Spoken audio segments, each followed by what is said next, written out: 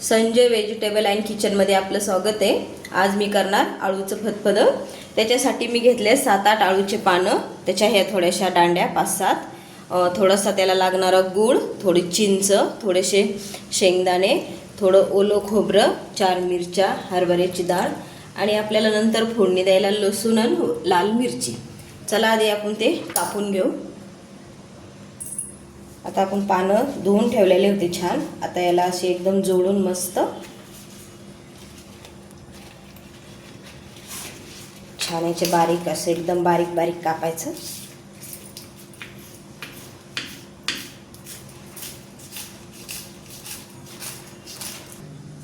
कापून झाला बघा बारीक आळू। आता आपण कुकर मध्ये टाकून घ्यायचा।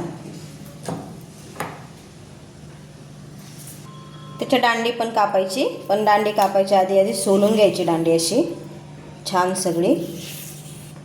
याने आळूच्या फतफद्याला जास्त टेस्ट येते मस्त।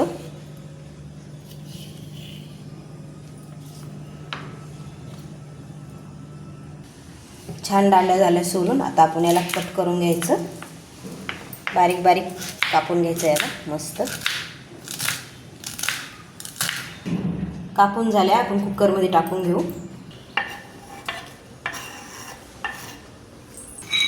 आता आपण थोडेसे शेंगदाणे टाकून घ्यायचे त्याच्यात शिजायला। हे हरभऱ्याची डाळ अर्धी वाटी भिजवून घेतलेली ती पण टाकून घ्यायची। त्याच्यात आपले हे ओले काप पण टाकून घ्यायचे आणि मेन अर्धा ग्लास पाणी। हिरवी मिरचीचे काप टाकून घेऊ। आता कुकर लावून घ्यायचं। आता छान आपण याच्यात 4 शिट्या करून घ्यायच्या। होईपर्यंत आपण थोडंसं चिंच आणि गूळ भिजवून घेऊ।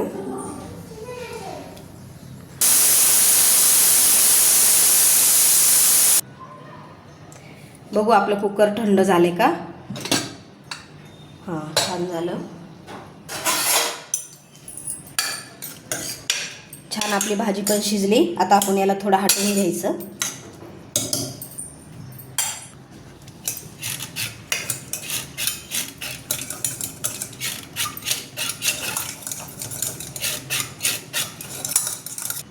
आता त्याच्यात आपण 2 चमचे बेसन पीठ टाकायचं, म्हणजे छान घट्टपणा येतो त्याला।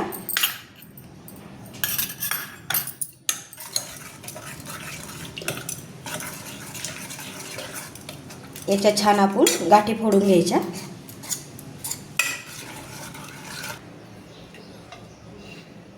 दोन पळी आपण तेल टाकून घ्यायचं।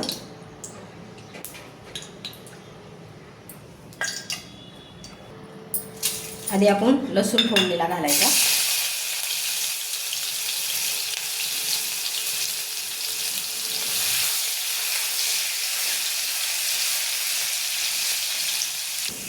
लसूण थोडा लाल झाला आपण त्याच्यात मिरची टाकायची लाल।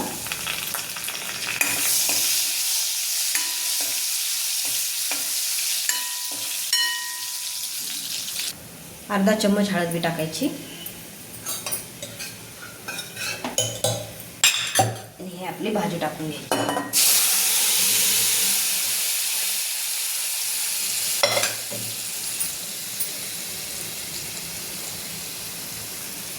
छान आता आपण याला एकत्र करून घ्यायचं।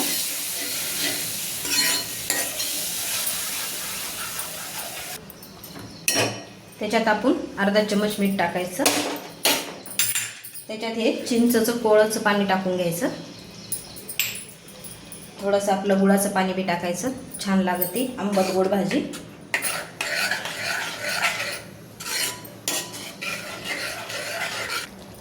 पाच मिनिटं आपण छान झालं आपलं आळूचं फतफदं तयार। आवडलं तर लाईक करा, शेअर करा,